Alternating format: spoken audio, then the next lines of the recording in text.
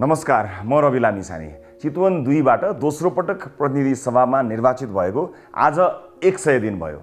समुन्नत चितवनको यो महायात्रामा पहिलो बिन्दुदेखि सँगै रहनुभएका सम्पूर्ण चितवनवासी सामु म आज यो यात्रामा केही घुम्तीहरू देखाउन चाहन्छु। मैले आफ्नो निर्वाचन क्षेत्रमा केही कामको सुरुवात गरेको छु, केही गर्दैछु। यी कार्यक्रमहरू केही नमुना छन्, केही परीक्षण स्वरूप सुरुवात हुँदैछन्। सङ्घीय सांसदको जिम्मेवारी र कामबारे म र हाम्रो पार्टी राष्ट्रिय स्वतन्त्र पार्टी अवगत छौँ। मेरो निर्वाचन क्षेत्रमा भइरहेका कामले स्थानीय सरकारको सीमा नाग्दैन। हामीले लोककल्याणकारी राज्य परिकल्पना गरेका चाहिँ छौँ। संविधानले सुनिश्चित गरेका मौलिक हकहरू नागरिकले अक्षरशः उपयोग गर्न पाउनु पर्दछ। राज्यले ठुला विकास आयोजना अतिरिक्त लोकहितका के कस्ता योजना ल्याउनुपर्छ भन्ने विषयमा म सञ्चारकर्मी रहँदादेखि नै स्पष्ट छु। त्यही स्पष्ट दृष्टिका साथ विभिन्न योजनामा सहभागी हुँदै पनि आएको छु। हामी कागजी अध्ययन मात्र नभएर विभिन्न क्षेत्रमा पाइलट प्रोजेक्टहरू सञ्चालन गरी जनताका समस्या समाधान गर्ने बाटोमा छौँ। विकासका यी प्रारूपहरूलाई परिष्कृत गर्दै सफल साबित भएका योजनालाई राज्य स्तरबाटै कार्यान्वयनमा लैजान दबाब दिँदैछौँ। हामी कार्यकारी भूमिकामा आएपछि पूर्ण रूपमा धेरै कुराहरू कार्यान्वयन गर्नेछौँ, तर तत्कालका लागि यस्ता योजनाहरू आयोजनाहरू राज्यको खर्चमा नभएर निजी क्षेत्र, अन्तर्राष्ट्रिय साझेदारहरू, गैर संस्कारी संस्था र आम नागरिकको सहयोगमा कार्यान्वयन गर्नेछौँ। यस्ता योजना कार्यान्वयन गर्दा विभिन्न तहका सरकारसँग आवश्यक समन्वय गरेका छौँ र गर्नेछौँ। हाम्रो विकासको मोडल तारे होटेलका बैठक र विदेशका महँगा भ्रमणमा होइन, हाम्रै जनताका घर दैलोमा तयार हुनेछन्। यहाँलाई थाहा छ, आफू विदेशबाट स्वदेश फर्किएको मान्छे हुनाले मैले सुरुवात काहीँ न काहीँबाट गर्नुपर्छ भनेर आफ्नो क्षेत्रका लागि CEO को आवेदन माग गरेको थिएँ। मैले सामाजिक सञ्जाल मार्फत यो विषयलाई लिएर धेरै टिका टिप्पणीहरू पनि भएको थियो। अनि कतिले त बिर्सिनु पनि भयो होला, कतिले खोइ कहाँ गयो भनेर सम्झाइ पनि रहनु भएको थियो। विदेशमा बसेर केही सिप ज्ञान आर्जन गरेर आफ्नो देशमा केही गर्न चाहन्छु भनेर आउनेहरू मध्येबाट हामीलाई लगभग 400 भन्दा बढी आवेदन प्राप्त भएको थियो। त्यसमध्ये अन्तर्वार्ता गरेर एकजना व्यक्तिलाई हामीले, हाम्रो टिमले, मेरो सचिवालयले CEO को रूपमा छनौट गरेको छ। कस्ता व्यक्तिलाई हामीले छान्यौँ त? आउनुहोस् उहाँबारे थोरै जानकारी लिउँ। नमस्कार, म हेमन्त बराल, सूचना प्रविधि तथा डाटा सेन्टर कन्सल्टेन्ट अनि लेखक। बेलायतको एङ्ग्लो रस्किन युनिभर्सिटी क्याम्ब्रिजबाट कम्प्युटर नेटवर्क सेक्युरिटीमा मास्टर्स डिग्री। यस सूचना प्रविधिको क्षेत्रमा देश तथा विदेशका विभिन्न सङ्घ संस्थाहरूमा विगत 25 वर्षदेखि कार्यरत रहँदै आएको छु। देशमा विद्यमान व्यतिथि, अस्तव्यस्तता, ढिलासुस्ती र भ्रष्टाचारको अन्त्य गर्ने प्रणका साथ बेलायतबाट उच्च शिक्षा हासिल गरे पश्चात प्राप्त गरेको सम्मानजनक IT इन्डस्ट्रीको जागिर छोडी आफ्नै देशमा केही गरेर देखाउँछु भन्ने प्रण र आत्मविश्वासका साथ नेपाल फर्किआएको हुँ। नेपाल सरकारको पाठ्यक्रम अनुसार कक्षा 1 देखि 12 सम्मका कम्प्युटरका विषयमा 25 भन्दा बढी पुस्तकहरू प्रकाशित छन्। स्मार्ट सिटी तथा डिजिटल नेपाल फ्रेमवर्कको परिकल्पनाकारका साथै डाटा सेन्टरको क्षेत्रमा विभिन्न संस्थाहरूमा कन्सल्टेन्टको रूपमा कार्य गरेको छु। नेपालमा हुने गरेका भ्रष्टाचारलाई सिस्टम ड्रिभन फेसलेस अटोमेटेड गभर्नेन्सको माध्यमबाट सेवाग्राही र सेवा दिने संस्थाको बीचमा भेटघाट नै नहुने गरेको सिस्टम विकास गरी जरैदेखि भ्रष्टाचार नियन्त्रण गर्ने योजनाहरू मसँग रहेका छन्। चाहे कृषिको क्षेत्रमा होस् या पर्यटनको क्षेत्रमा होस्, शिक्षा र स्वास्थ्यको क्षेत्रमा किन नहोस्, उक्त क्षेत्रहरूलाई कसरी स्मार्ट बनाउन सकिन्छ भन्ने मसँग दृढ योजनाहरू रहेका छन्। देश विकासका विभिन्न परियोजनाहरूलाई वैज्ञानिक तरिकाले सञ्चालन गरी रोजगारीका बाटाहरू प्रशस्त मात्रामा सिर्जना गरी देशका युवा पिँढीहरूलाई सृजनात्मक, क्रियाशील र रचनात्मक व्यवसायजन्य प्राविधिक सिपहरू सिकाई आत्मनिर्भर बनाउने मेरो सोच रहेको छ। चितवनवासीहरूको दैनिक जनजीवनलाई सहजीकरण गर्न, जनताका पीरमर्काहरूलाई सुनी सम्बन्धित निकायहरूसँग समन्वय गरी निवारण गर्न म सदा क्रियाशील रहनेछु। मेरो बारेमा विस्तृत जानकारी मेरो पर्सनल वेबसाइट hemantabaral.com.np मार्फत प्राप्त गर्न सक्नुहुनेछ। अन्त्यमा यस क्षेत्रका प्रतिनिधि सभा सदस्य सांसद रवि लामिछानेज्यूको सचिवालयको प्रमुख कार्यकारी अधिकृतको भूमिकामा कार्य गर्ने अवसर प्रदान गरिदिनु भएकोमा यहाँहरू सम्पूर्णमा आभार प्रकट गर्दै आगामी दिनहरूमा यहाँहरूको विशेष साथ र सहयोगको अपेक्षा राखेको छु। धन्यवाद। CEO को परिचयपछि अब लागौँ हाम्रा कामहरूतिर। आजैबाट हामीले ब्लू बस सञ्चालन गर्न लागिरहेका छौँ। महिलाहरूका लागि मात्रै भनेर चितवनको क्षेत्र नम्बर 2 को यी रुटमा चल्ने गरी एउटा निःशुल्क ब्लू बस सञ्चालन हुँदैछ। सुरुवात एउटा बसबाट गरेर भविष्यमा माग र उपयोग अनुसार समन्वय गरी अन्य सङ्ख्या बढाइने पनि छ। यस क्षेत्रका पहिलो चरणमा यहाँ 500 जना महिलाहरू, यस क्षेत्रका महिलाहरूलाई निःशुल्क यातायात कार्ड वितरण गरिनेछ। बसमा एउटा मसिन जडान गरिएको हुनेछ। बस चढ्ने बेला त्यो कार्ड मसिनमा इन्ट्री गर्नुपर्नेछ। इन्ट्री गर्ने प्रक्रिया एकदमै सजिलो छ। त्यो कार्डले मसिनमा छोइदिए मात्र पुग्छ। यसले गाडीमा को चढ्नुभयो भन्ने रेकर्ड त रहन्छ नै, सम्भावित अनियमिततालाई पनि यसले रोक्नेछ। साथै त्यस बसमा एउटा लेटर बक्स राखिएको हुन्छ। मेरो लागि केही सन्देश तपाईहरुसँग छ भने, सुझाव अथवा तपाईका केही समस्या छन् भने पनि लेखेर त्यसै बक्समा खसालेर मलाई पठाउनुहोला। बस सञ्चालन संघीय सांसदको काम हुँदै होइन, क्षेत्राधिकार पनि होइन, मलाई थाहा छ।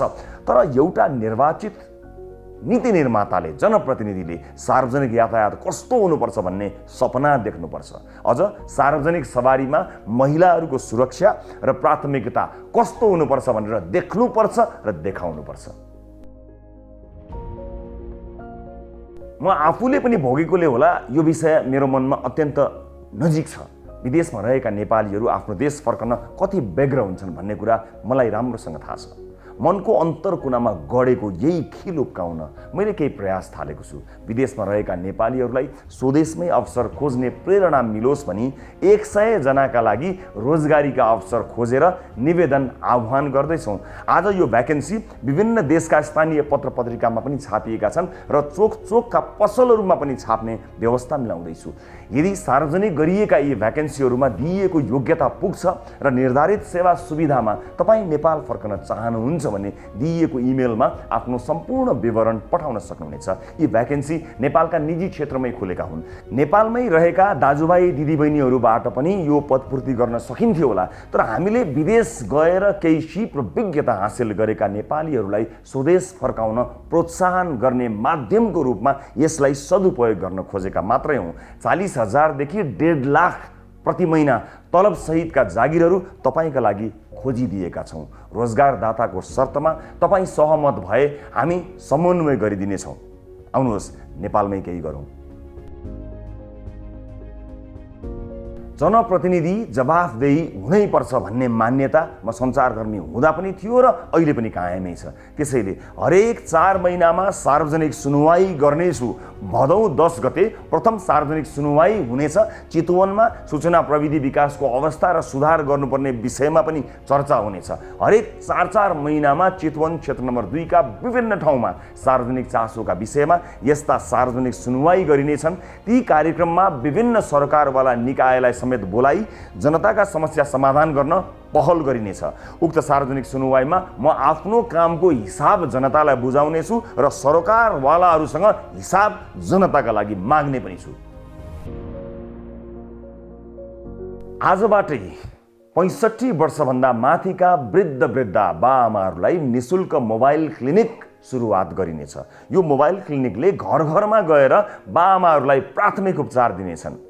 हरेक दिन नयाँ टोलमा पुग्नेछौँ।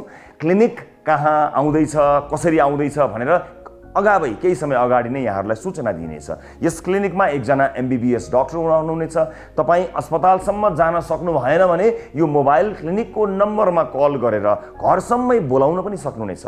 प्राथमिक उपचारपछि थप उपचार चाहिने देखिए डाक्टरले सम्बन्धित अस्पताल वा डाक्टरसम्म सिफारिस गर्ने लगायतका सबै काम सहजीकरण गरिदिनुहुनेछ। फेरि पनि भन्छु, यो एउटा सांसदको काम होइन, तर चुनाव ताका घर घरमा जाँदा आशीर्वाद दिनुहुने बाआमालाई एउटा छोरोको नाताले हेरचाह गर्नु मेरो कर्तव्य हो। चुनावमा भोट माग्दा मैले शिक्षालाई जोड दिएको कुरा यहाँहरूलाई थाहा छैछ। हाम्रो शिक्षा प्रणाली युग सुहाउँदो छैन, प्रतिस्पर्धी छैन। एउटा नीति निर्माताका रूपमा म कस्तो सार्वजनिक शिक्षाको सपना देख्दछु त्यसको एउटा सानो नमुना देखाउन मात्र चाहन्छु। चितवन क्षेत्र नम्बर 2 अन्तर्गत पर्ने श्री रामनगर माध्यमिक विद्यालय र श्री चतुर्मुखी माध्यमिक विद्यालयका कक्षा 11 र 12 लाई पहिलो चरणमा नमुना बनाइएको छ। क्रमशः 10-9 गर्दै सबै कक्षालाई नमुना बनाउँदै लैजाने हाम्रो योजना छ। बिस्तारै अर्को एक विद्यालयलाई पनि नमुना बनाउने लक्ष्य लिएका छौँ। चितवनका विद्यार्थीले काठमाडौँको बुढा नीलकण्ठ र पोखराको गण्डकी बोर्डिङ स्कुलका विद्यार्थीहरूसँग प्रतिस्पर्धा गर्न सक्ने बनाउने लक्ष्य लिएका छौँ। राजनीतिमा नलागेको बेला पनि हरेक नेपाली नागरिकको स्वास्थ्य उपचार सुनिश्चित हुनुपर्छ भन्ने मान्यता राख्ने थुप्रै मान्छेहरू मध्येको एक हुँ म। सञ्चारकर्मी हुँदा पनि हामीले कालीकोटको राजकोट अस्पताल निर्माण सम्पन्न गरेका थियौँ। कोभिड-19 का बेला अक्सिजनको जोहो गर्न दिनरात खटेका थियौँ। पैसाको अभावले कुनै पनि नागरिक आधारभूत स्वास्थ्य सेवाबाट वञ्चित हुन नपरोस् भनेर स्वस्थ चितवन अभियान सुरु गर्दैछु, जस अन्तर्गत पैसा हुनेहरूले तिर्ने, नहुनेको जिम्मा हाम्रो। कति सफल हुन्छु थाहा छैन, तर सुरुवात चाहिँ चितवनबाट गर्न चाहन्छु, आफ्नै निर्वाचन क्षेत्रबाट गर्न चाहन्छु। यो अत्यन्त कठिन र अपजसी काम हो थाहा छ, तर हुन्छ र सकिन्छ भन्ने विश्वास लिएर सुरुवात गर्दैछु। त्यसका लागि प्रथम चरणमा क्षेत्र नम्बर 2 का विपन्न नागरिकलाई स्वास्थ्य बिमामा अनुबन्धित गर्ने योजना अगाडि सारेको छु। कसैले पनि पैसाको अभावमा ज्यान गुमाउन नपरोस् भन्ने उद्देश्यले विपन्न परिवारका लागि 5 लाख रुपियाँ बराबरको स्वास्थ्य बिमा कार्यक्रमलाई लिएर आएको छु। त्यसका लागि सुरुवाती चरणमा 100 जना छनौट गरिसकेका छौँ। यस योजनाको नाम स्वस्थ चितवन राखिएको छ। खानेपानीको व्यवस्थापनपछि मैले सबैभन्दा महत्त्व दिन चाहेको यो योजना चितवनवासीका लागि फलदायी हुनेछ भन्ने मैले आशा लिएको छु। हुनेले तिर्ने र नहुनेले पनि स्वास्थ्य उपचारमा पहुँच पुर्याउने यो योजनाका बारेमा थप जानकारी म दिँदै जानेछु। अहिले यो सुरुवात मात्रै हो। आम नागरिकको एउटा सानो नै भए पनि समस्या हल गरिदिन सक्यो भने आफूलाई असाध्यै राम्रो काम गर्न सकेको हुँ कि भन्ने एउटा आत्मविश्वास बढ्दै आउने गरेको छ। रविले गर्छ भन्ने विश्वासकै कारण होला मेरो सचिवालयमा दिनहुँ अनेक समस्या आउने गरेका छन्। यिनै समस्या समाधान गर्न आजबाट मैले हेलो रविलाई सुरुवात र अझ प्रभावकारी बनाउने कामको सुरुवात गरेको छु। यस कार्यक्रम अन्तर्गत स्वयं कार्यालयमा उपस्थित भई या अनलाइन मार्फत या फोन मार्फत गुनासो तथा सुझाव टिपाउन सकिनेछ। त्यस पश्चात तपाईँलाई एउटा टोकन वा टिकट नम्बर उपलब्ध गराइनेछ। त्यस मार्फत तपाईँले आफ्ना गुनासो या सुझावको कार्यान्वयन कहाँ पुग्यो र के भइरहेको छ भन्ने जानकारी अनलाइनमै पाउनुहुनेछ। संविधानले सुनिश्चित गरेका मौलिक हकहरू जनताले अक्षरशः उपयोग गर्न पाउनुपर्छ। नेपालको संविधानमा मौलिक हक अन्तर्गत धारा 31 मा शिक्षा सम्बन्धी हकको व्यवस्था छ, जसमा सबै नागरिकलाई आधारभूत शिक्षामा पहुँचको प्रत्याभूति गरिएको छ। तर यो कति कार्यान्वयन भएको छ, भएकोमा पनि शिक्षाको गुणस्तर के छ भन्ने बारे हामी अवगत नै छौँ, हामीलाई थाहै छ। यदि दुविधा छ भने पनि एकपटक इच्छा कामना गाउँपालिका आएर अवलोकन गर्न सक्नुहुनेछ। हामीले यसलाई चिर्नका लागि सानो एउटा प्रयास सुरुवात गर्दैछौँ। इच्छा कामना गाउँपालिका वडा नम्बर 1 भाराङ स्थित राष्ट्रिय आधारभूत विद्यालयको स्तरोन्नति सुरु गरेका छौँ। अहिले यो विद्यालय कक्षा 7 सम्म छ। 95% चेपाङ समुदायका विद्यार्थी पढ्ने यस विद्यालयलाई हामीले कक्षा 12 सम्म स्तरोन्नति गर्नुका साथै आवासीय बनाउन खोजिरहेका छौँ। त्यस्तै यो विद्यालयलाई नमुना शैक्षिक संस्थाका रूपमा विकास गर्ने हाम्रो योजना छ। यो विद्यालयमा 275 विद्यार्थी अध्ययनरत छन्। यो अभियानमा सहयोग गर्ने इच्छा कामना गाउँपालिका र सपना भिलेज सोसियल इम्प्याक्टलाई हृदयदेखि धन्यवाद तथा कृतज्ञता व्यक्त गर्न चाहन्छु। विशेष गरेर इच्छा कामना गाउँपालिकालाई पहिलो पटक निर्वाचित भएपछि मैले शरीर ढाक्ने राम्रो कपडा पनि नभएका र पेटभरि खाना नपाएका ससाना बालबालिकाहरूलाई साक्षी राखेर भनेको थिएँ कि एउटा यस्तो आवासीय स्कुल बनाउन पहल गर्नेछु जहाँका विद्यार्थीले उत्कृष्ट शिक्षा, स्वादिष्ट भोजन र आकर्षक कपडा सजिलै प्राप्त गर्न सकुन्। बस त्यही अभियान अन्तर्गत यो आवासीय विद्यालय सुरु गर्दैछौँ। हरेक वर्ष बर्सातका बेलामा करिब 3 महिना बाढी पहिरोले क्षेत्र नम्बर 2 अझ विशेष गरेर मौलिन नारायणघाट सडक खण्ड आक्रान्त हुने गर्दछ। त्यसैले नागरिकलाई बाढी पहिरोको विपत्तिबाट जोगाउन र यस्तो विपत्तिबाट मद्दत गर्न हाम्रो RAT ऱ्यापिड एक्सन टिम चनाखो भएर अब खटिनेछ। प्रत्येक बर्खामा अत्यधिक जोखिमयुक्त क्षेत्रमा कम्तीमा 20 सदस्य सम्मिलित RATले सरकारी निकाय, सुरक्षाकर्मी र आम नागरिकसँग मिलेर सहजीकरण, उद्धार लगायतका काममा सहयोग पुर्याउनेछ। कृषिमा विश्वमै उत्कृष्ट मध्ये एक मानिने इजरायली प्रविधि, ज्ञान र सिपबारे हामी धेरैलाई थाहा छ।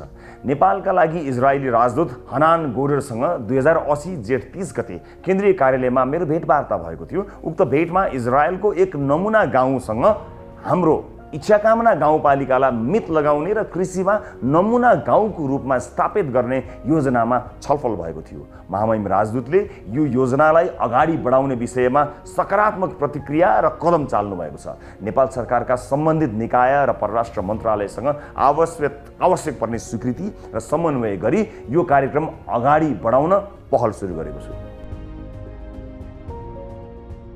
2080 साल वैशाख 10 गते सम्पन्न उपनिर्वाचनमा मैले प्राप्त गरेको 54,176 मत बराबर फलफुल र जडीबुटीका बिरुवा रोप्ने योजना आज 100 दिनको अवसर पारेर उद्घोष गर्न चाहन्छु।